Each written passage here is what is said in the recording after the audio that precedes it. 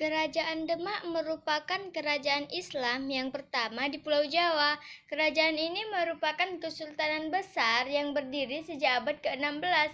Kerajaan ini didirikan oleh Raden Patah atas bantuan dan restu para wali Songo. Kerajaan Demak juga berada di tepi selat Gunung Muria dan Jawa. Selat ini merupakan selat besar yang memisahkan antara Semarang menuju Rembang. Kerajaan Demak juga memiliki lokasi yang strategis. Oleh karena itu, Kerajaan Demak merupakan kerajaan yang berkembang di bidang pertanian dan perdagangan. Saya akan menjelaskan sejarah politik Kerajaan Demak. Berdirinya Kerajaan Demak kira-kira sekitar tahun 1478. Hal itu didasarkan pada saat jatuhnya Kerajaan Majapahit. Kemudian para wali setuju atau sepakat menjadikan Raden Patah sebagai raja di Kerajaan Demak.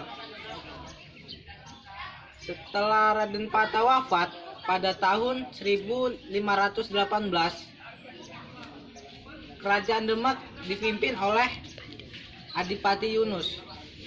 Adipati Yunus menjadi sultan selama 3 tahun. Kemudian ia digantikan oleh adiknya yang bernama Sultan Trenggana.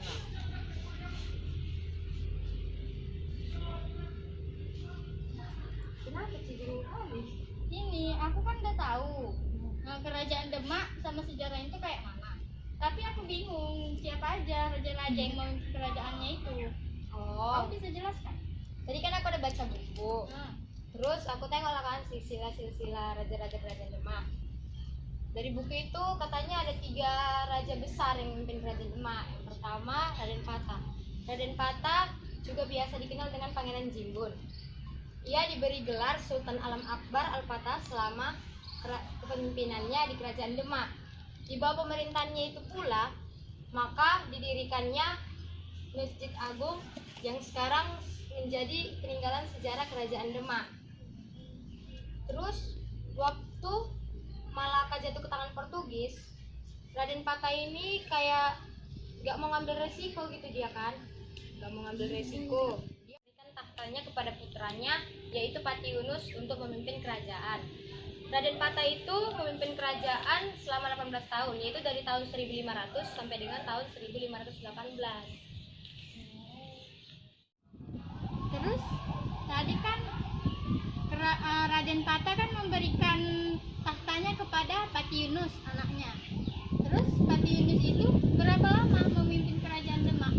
Jadi Pati Yunus itu memimpin kerajaan Demak selama 3 tahun, yaitu dari tahun 1518 sampai dengan 1521. Dan pada saat itu juga Pati Yunus diberi julukan sebagai Pangeran Sabrang Lor, kedua kerajaan Demak. Terus raja terakhirnya siapa? Yaitu Sultan Trenggono. Sultan Trenggono diberikan tahta sebagai raja karena Pati Yunus tidak memberikan keturunan. Oleh karena itu, maka diturunkanlah jabatan untuk meneruskan generasi raja-raja kepada Sultan Trenggono.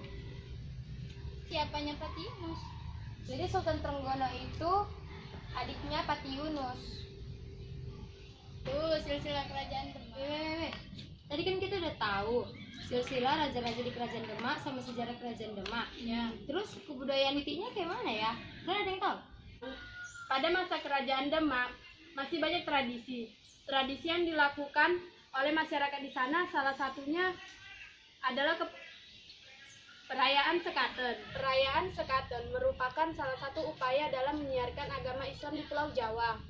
Pada hari raya Islam, yaitu hari lahirnya Nabi Muhammad SAW, di halaman Masjid Agung Demak dimainkanlah gamelan. Pada saat itu orang Jawa banyak menyukai gamelan. Masyarakat berduyun-duyun untuk datang ke halaman masjid untuk mendengarkan gamelan sekaligus khotbah-khotbah mengenai keislaman. Tadi kami sudah menjelaskan mengenai sejarah kerajaan Demak, lokasinya, kehidupan politik, kehidupan budaya, baik silsilah rajanya. Sekarang saya akan menjelaskan mengenai peninggalan sejarahnya. Karena di setiap kerajaan itu pasti memiliki peninggalan-peninggalan sejarah tersendiri. Salah satu peninggalan sejarah yang ada di Kerajaan Demak, contohnya yaitu Masjid Agung Demak. Masjid ini didirikan oleh Raden Patah pada masa pemerintahannya, yaitu sekitar abad ke-15. Masjid ini dipercayai sebagai tempat berkumpulnya para ulama dalam menyebarkan agama Islam, atau sering dikenal dengan sebutan Wali Songo. Masjid ini merupakan akulturasi antara kebudayaan Hindu-Buddha dengan kebudayaan Islam. Masjid Agung Kerajaan Demak merupakan salah satu masjid tertua yang ada di Indonesia. Peninggalan sejarah Kerajaan Demak yang kedua adalah kolam wudhu. Kolam ini pada dulunya digunakan untuk berwudhu oleh para santri-santri dan para musafir. Kolam wudhu ini terletak di depan Masjid Agung Kerajaan Demak.